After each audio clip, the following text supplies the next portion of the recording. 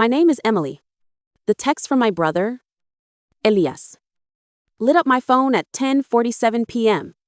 Hey, M. Just confirming. You're not elite enough for the Legacy Harvest Gala. Dad's orders. Don't make it weird. I fired back. Perfect. My party's somewhere else. 3 weeks later, I wired $160,000 from the Archivist Holdings, LLC, and took ownership of the Calistoga Archive. I named my LLC after the nickname they'd used to mock me my whole life. The Archivist. Smash subscribe and ring the bell. Because what happened when they found out I owned it flipped the entire Napa Valley upside down. Growing up in my father, David's vineyard, meant one rule: Elias came first. In the Napa Valley, legacy is the only currency that matters. And my father, a man in his 50s who wore his ambition like a heavy coat, had decided that his legacy would be my brother. Elias, at 26, was the golden child. He was charming, handsome, and handled the vineyard's influencer marketing, which mostly meant posting photos of himself staring thoughtfully over the vines. I, at 29, was the archivist. That's what they called me. I was the quiet one. The one who actually studied.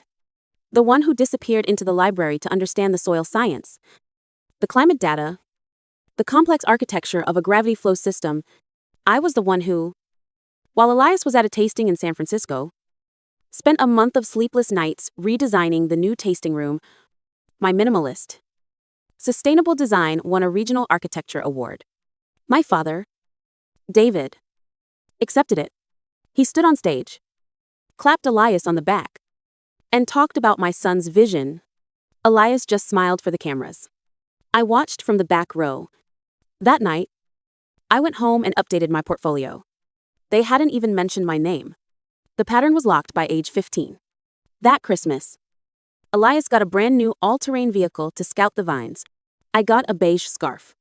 My mother, Mary, a woman in her 50s who managed the family's social calendar with military precision, saw my face. She pulled me aside in the kitchen. He represents the legacy. Emily, she said. Her voice, a low, firm warning. He has to look the part. You need to understand that. I understood. I understood that I was the support staff. When I won a partial scholarship to study architecture, I was ecstatic. I called home to tell them. My father grunted. That's nice. Emily, don't let it distract you. They forgot to attend the award ceremony. It was the same day as a critical barrel tasting event with a minor distributor. I moved out at 22 with 2 suitcases and my laptop. I left Napa and went to the city. Started from the bottom and took the jobs no one else wanted. The only person who understood was my black sheep Aunt Karen, David's sister.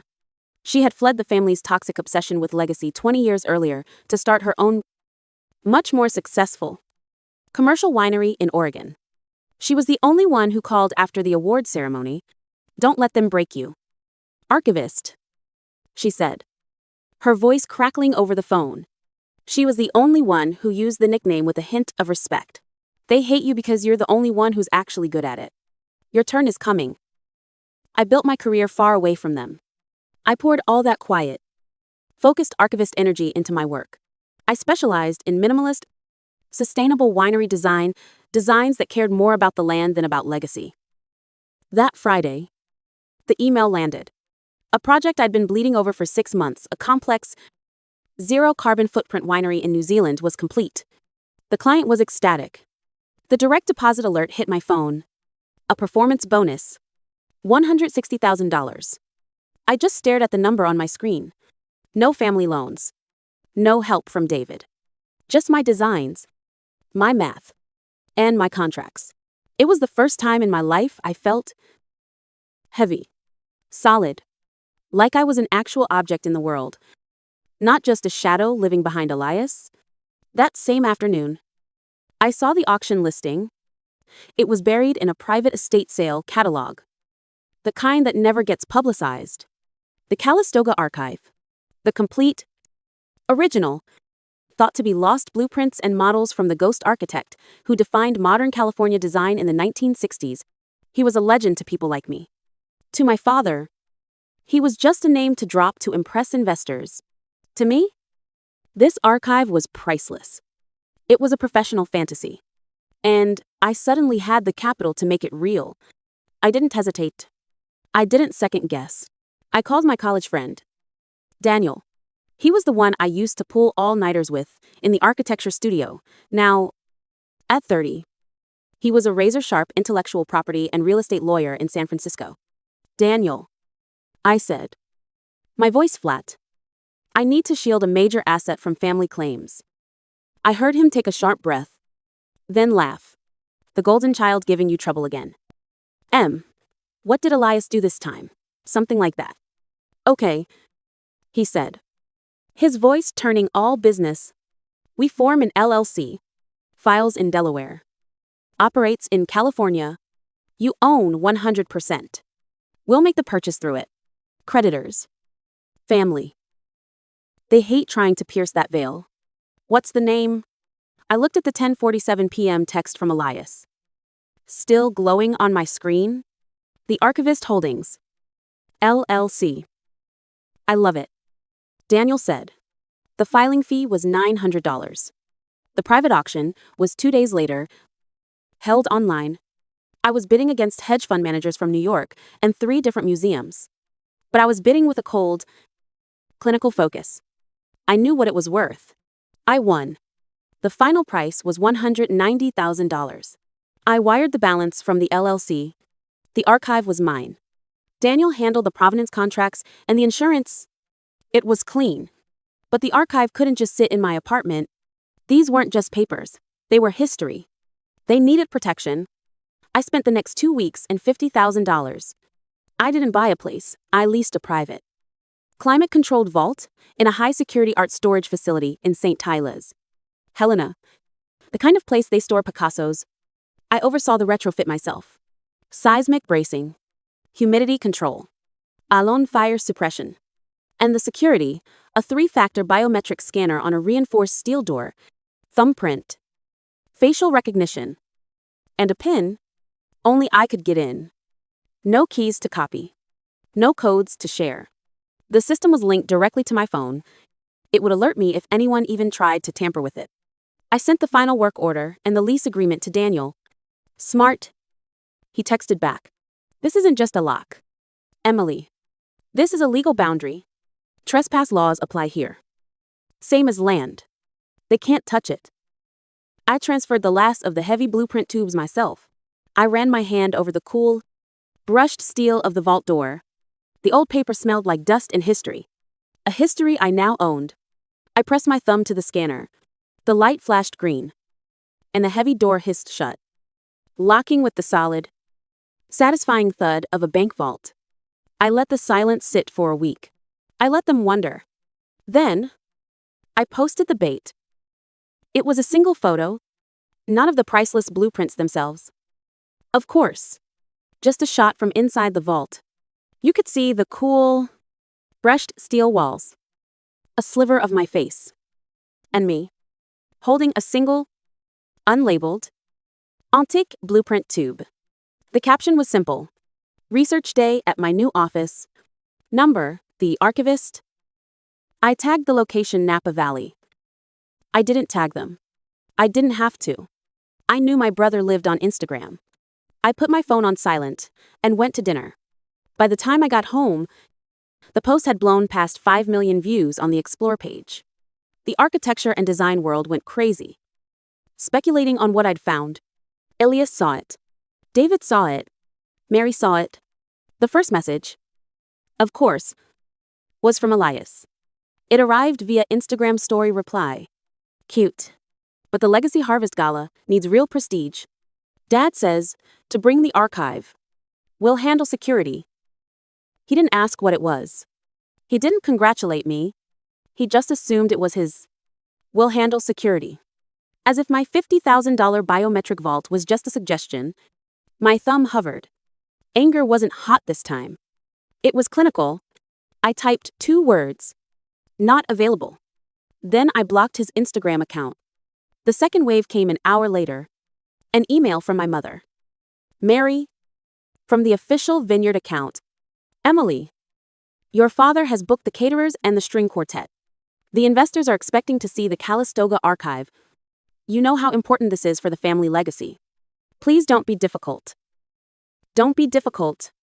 The 3 words they had used to manage me my entire life. The words that meant be quiet. Don't complain.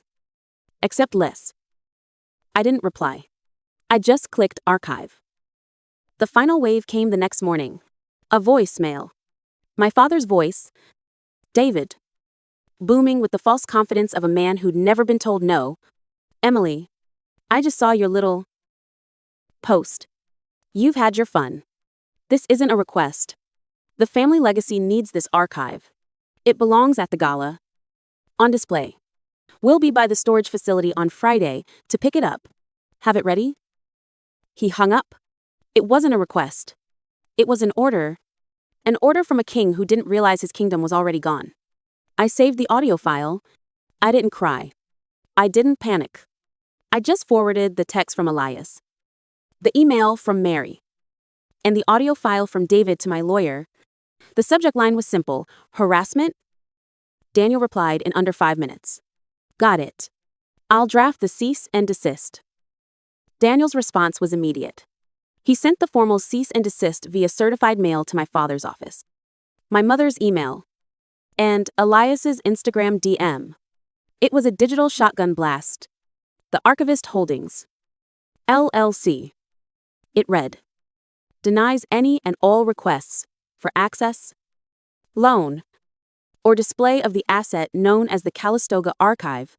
Any further attempts at contact, coercion, or unauthorized access will be met with immediate legal action.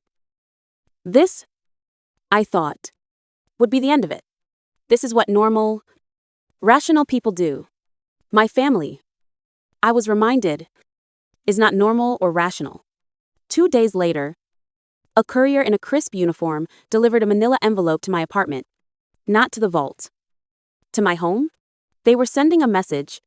Inside, there was no letter, just a single document. It was a lease agreement for the archive. It loaned the archive from the Archivist Holdings, LLC, to my father's vineyard for a period of 1 month. For the gala, at the bottom, where the signature line read owner, was my name, crudely faked. A sloppy, digitized copy of my signature, probably pulled from an old birthday card I'd sent my mother. I felt the blood drain from my face. This wasn't just entitlement anymore. This was a crime. This was forgery. This was identity theft. I scanned the document and emailed it to Daniel. This is what they sent in response to the cease and desist. My phone rang 2 seconds later. Emily. Daniel's voice was no longer friendly. It was cold. It was the voice of a lawyer who smelled blood. They just handed us the kill shot. They are this stupid. This arrogant. What do we do? Nothing. He said. Don't reply. Don't acknowledge it. Let them think this is a normal negotiation. I'm going to start digging. This level of desperation. It's not just about a party. Daniel, it turns out, is a very, very good lawyer. He called me back 24 hours later. Okay. He said. I pulled their financials. Or, what's left of them. And your family is broke? I laughed. What? That's impossible. Their legacy is a house of cards? Daniel cut me off. The vineyard is leveraged to the hilt. 2 mortgages. A business loan they've defaulted on twice. They're on the verge of foreclosure. This Legacy Harvest Gala isn't a party. It's a last-ditch effort to impress new investors, to prove they still have prestige so they can secure another round of funding. And that's when I understood.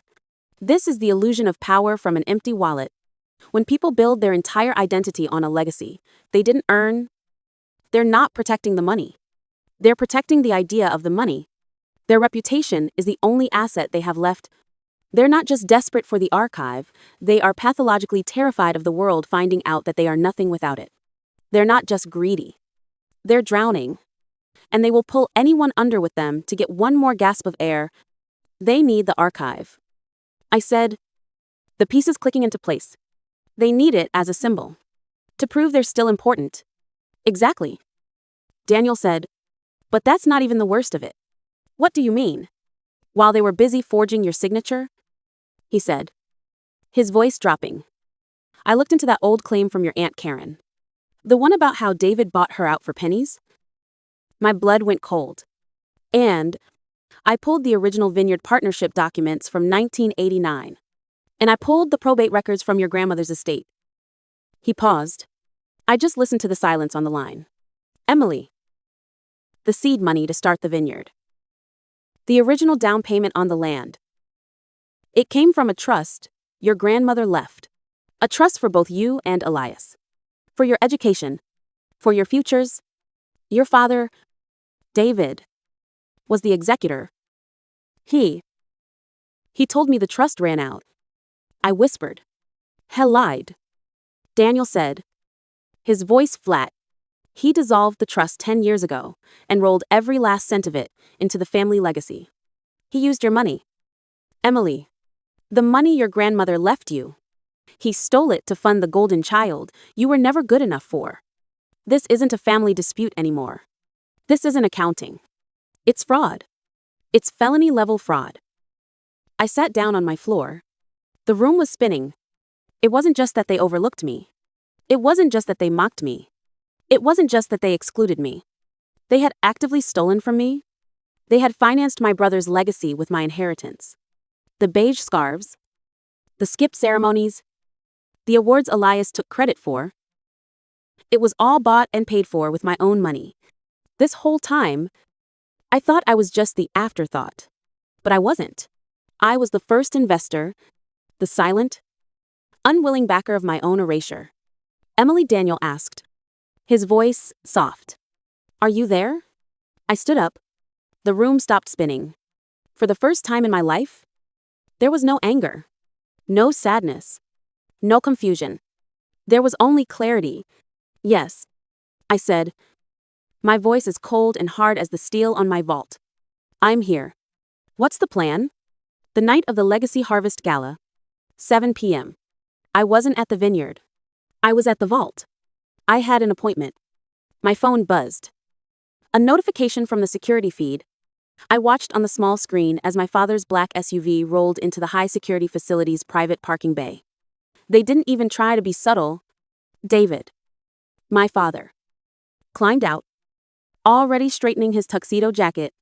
My mother, Mary, followed, clutching a velvet case, probably for a display she'd planned. And Elias, my golden boy brother, texting furiously. Probably to the investors who were already waiting. They marched to the vault door, like they owned the place. I watched them on the camera. My father, David, waved the forged lease agreement at the tiny lens. Emily, he shouted. His voice muffled through the steel. Open up, the investors are here, stop this nonsense. Elias pounded on the steel door with his fist. The sound was a dull, heavy thud inside the vault. Stop being a child. Archivist, you're embarrassing us. My father pulled out his phone, his face turning red with theatrical rage. That's it, I'm calling the sheriff. I'll have you arrested for theft. Bluffing. Always bluffing. He was a man who believed his legacy was a key that opened all doors, but I had a key of my own. I was already inside the vault. And I wasn't alone. I looked at my guest, who was holding a glass of chilled champagne. I do apologize for the interruption, I said. My voice calm. They're very passionate. I turned to the control panel, my thumb resting on the biometric scanner. I hit the unlock button from my side. The vault's locking mechanisms retracted with a series of loud, heavy clacks. The heavy steel door hissed open on its pneumatic hinges. My family, poised to shout again, just froze. Their mouths fell open. Because they saw me, and standing right next to me, holding a champagne flute, was Arthur Vance, the lead critic for Architectural Digest, the single most feared and respected voice in the world of design. My father's face went from red to white. He knew exactly who this was. The legacy he was trying to sell to his investors, Arthur Vance, was the man who could, with a single bad review, turn that legacy to dust. David, Arthur said, his voice dripping ice. He didn't raise it. He didn't have to. What an unexpected interruption. I thought Emily was showing me the archive in private. My father's forged lease agreement was still in his hand. He looked at it. Then at Arthur. Then at me. We were just. Elias stammered, his golden boy charm dissolving into pure panic. Attempting to steal, Arthur finished for him. He took a sip of his champagne, his eyes cold. It seems, at that moment, Hennessy's, Elias's pregnant girlfriend, who had been standing behind them, spoke. Her voice was shaking. But it was clear. This is insane. She looked at Elias, her eyes wide with a kind of horror, as if seeing all of them for the first time. I'm done. She turned, her heels clicking on the concrete, and walked back to the SUV. Genesis, my mother, Mary, hissed.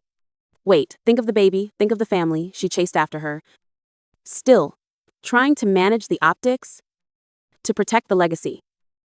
My father and Elias just stood there, frozen, defeated. And that's when the blue and red lights washed over them. The police cruiser, the one I had called 10 minutes ago to report a trespass in progress, rolled silently into the bay. 2 officers stepped out. I walked out of my vault, past my father, past my brother, the cool night air hitting my face. Good evening, officers, I said, my voice perfectly steady. Thank you for coming. I'd like to report a trespass. The fallout wasn't just fallout, it was biblical. Arthur Vance's article in Architectural Digest wasn't about the Calistoga archive. It was about the attempted theft. He never once mentioned my father's fraud. But he didn't have to. He just described the desperate, ugly scene of a legacy family trying to strong-arm their way into a vault. And the quiet dignity of the real architect who had to call the police on her own father. That was all it took. The investors, who were already nervous, didn't just walk. They ran. The legacy my father had spent 30 years building, funded by my stolen inheritance, collapsed in 30 days. Daniel handled the fraud case. It was open and shut. Faced with criminal charges, my father agreed to a settlement to avoid a trial. The vineyard, the land, the house. All of it was forced into sale to pay back the trust he had dissolved. Genesis left Elias. I heard she moved to Boston, had the baby, and listed paternal father unknown on the birth certificate. I got the final wire transfer. My share of the inheritance? Plus interest. It was a staggering number. I used it to buy 50% of Aunt Karen's winery in Oregon. We're partners now. The Black Sheep and the Archivist, running the most innovative sustainable winery on the coast. I never saw my family again. I realized, standing on my own land, that letting go of them wasn't an act of revenge. It was an act of liberation. We're told that blood is everything. But sometimes, letting go of a bloodline is the only way to find yourself. Sometimes, the most toxic thing in your life is the one you're supposed to be grateful for. And the bravest thing you can ever do is not to fight for a seat at their table, but to have the courage to get up and walk away. I closed the door to the vault. The real Calistoga archive safe inside. And I wanted to say one last thing. This is for you. For everyone who was ever called too quiet. For everyone who was told to not be difficult. For every archivist. Every person who feels like they are invisible in their own family. For every afterthought. Your turn is coming. You are not a shadow. You are the one who is paying attention. Go build your vault.